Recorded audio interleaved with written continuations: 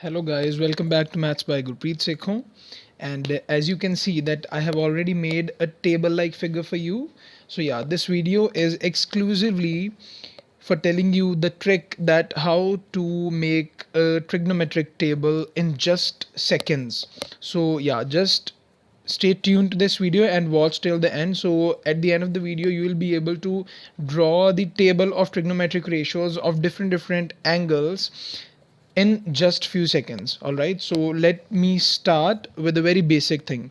So yeah, I'll be going step by step, and you know that there are five angles which are very commonly used, that is 0 degree, 30 degree, 45 degree, 60 degree and 90 degree, right? And after that there are six trigonometric ratios: sine, cos, tan, cosecant, secant and cot.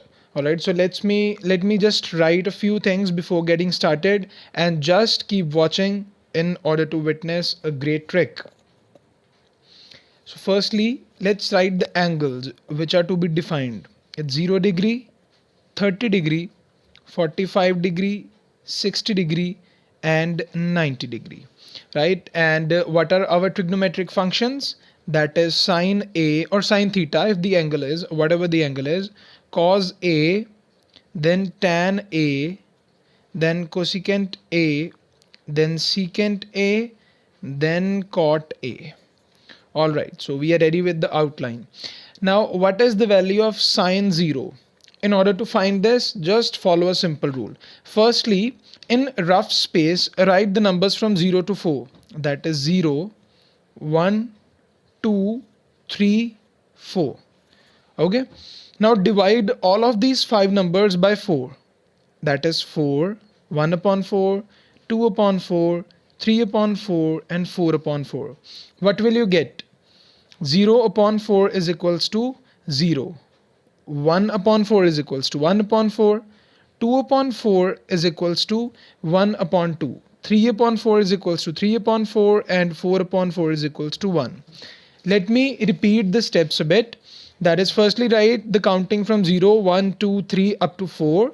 Then divide all of the 5 numbers by 4 and then just simplify it a little bit, because if a digit is getting divided by 4 then just write the desired digit.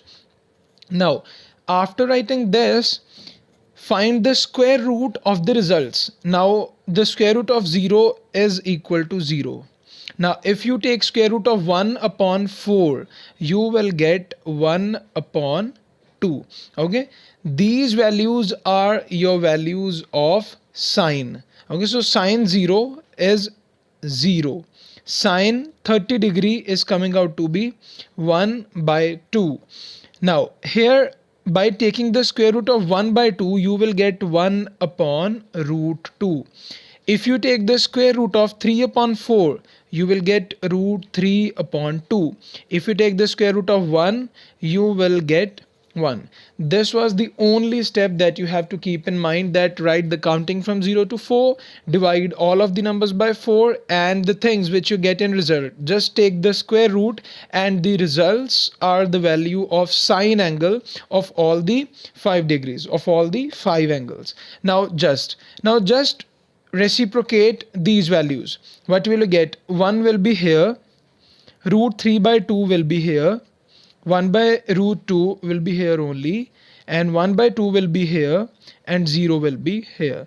So by just reciprocating the values of sine, you will get the values of cos. So it's 1 root 3 by 2, 1 by root 2, 1 by 2 and 0. So yeah, as I told you that you only have to run your mind while writing the values of sine, and that's also easy, because if you have to remember the values it will be a bit difficult for you, but now I have told you that how you have to make up these values. All right, so now sine is done, cos is done. Let's come to tan. Now you have to keep this formula in mind, that tan A is equals to sine A upon cos A, because it's a well defined formula which is going to get used in the next exercise. So tan A is always equal to sine A upon cos A. So sine A upon cos A, it means we will just divide all the values of sine A by cos A. 0 upon 1, that is 0. 1 upon 2 over root 3 upon 2. you will get 1 upon root 3 because 2 and 2 will be cancelled. 1 upon root 2 over 1 upon root 2. It will be 1.